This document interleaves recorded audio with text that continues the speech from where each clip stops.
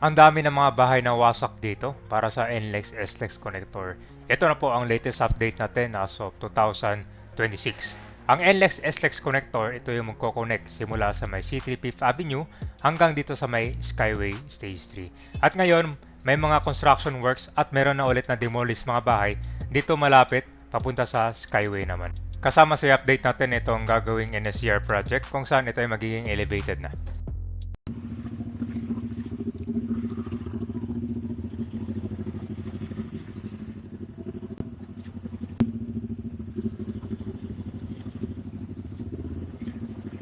Oh, okay. Kaya pala traffic ito, may ginagawa eh. One way lang yung kalsada ngayon.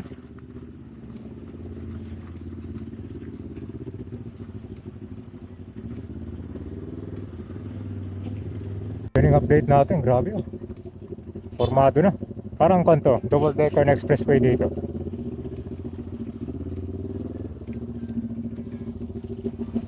Yan balik ko no. Kahit nila pang baon ng ilalim mo.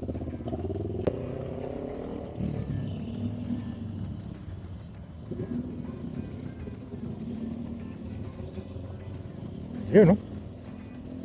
Grabe guys. Kaya yung bahay na wasak dito no. Talagang matindi yung project dito. Tara. Dati ito malapit sa PUP. Traffic ngayon. Sa mga dadaan, one way lang to. Simula doon sa may Quirino Avenue. Parabas na to ng kon. PUP. Tatad na rin ng mga kon dito. Poste. Yun no.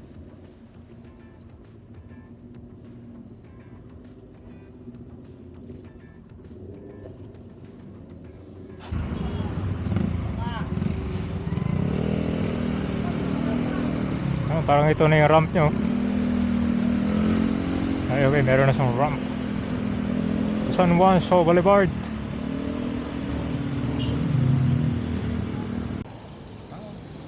Dahil pala mga bahay na wasak dito no. Ito ka ba, binakod na siya dito. Ito yung ilalim ng expressway. Tapos dito naman, tingnan natin.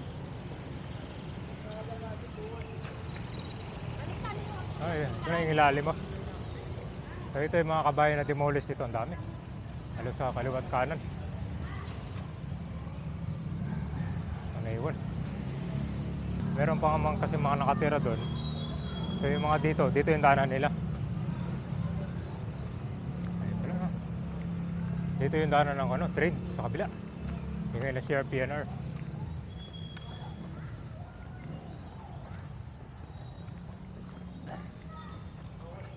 Sarado na rin pala dito sa kabila.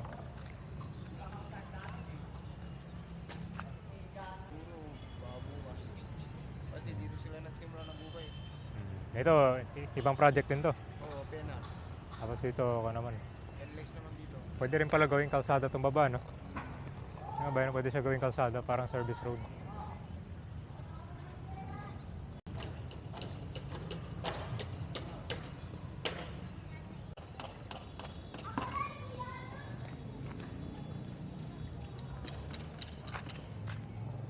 Yan guys, yung mga bahay na wasak.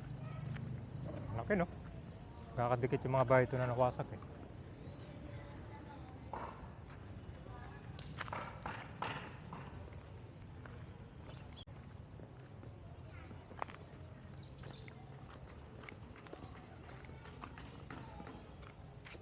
Dito lang natira.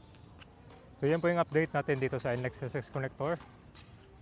So may kita mo naman doon malapit sa may Skyway Stage 3. Ito ay magdurugtong. Kasi ang NLEX SX simula yun doon sa may C3 Fifth Avenue, may Caloocan. At dito magkakonect sa Skyway Stage 3. So ang karamihan dumadahin ito, mga truck yan. Ubos mga bahay ito.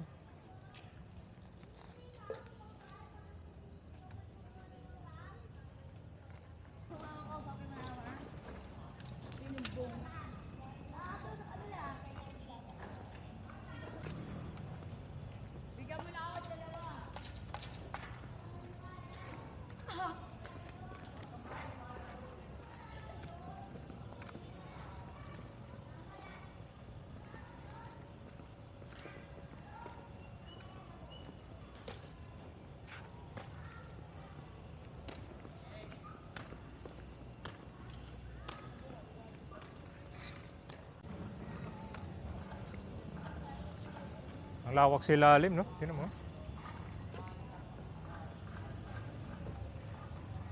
Hintayin pa natin pag natapos yung project, saka dito kasi parang pwede gawing parkingan, no? Or kung ano lang, service road. Ano, kasi pag hindi mo i-develop ito, ba, magiging ano, magiging squatter area ba? Sayang naman, malawak pa to eh. Ito na yung construction ng NLEX SLEX connector at nakikita mo tong sa bandang kanan, ito yung mga bagong batch ng mga bahay anong wasak. So dito siya lulusot. So ang status nito ngayon, ang huling dugtong nitong magkoconnect sa NLEX connector mula Santa Mesa papunta na dito sa Skyway Stage 3 sa area ng Pandacan, Manila.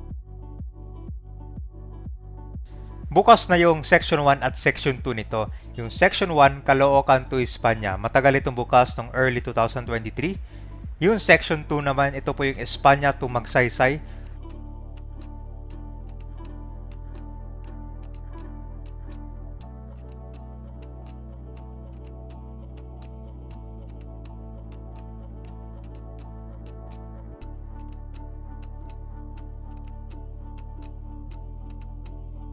Area ng PUP Santa Mesa. So, halos natanggal na rin yung mga debris at yung mga bahay na matatamaan dito. Maraming puro mga residential to dito ang halos natamaan. Dito din yung daanan ng PNR dati, kung saan ito ay nakasarado na at magiging elevated na yan.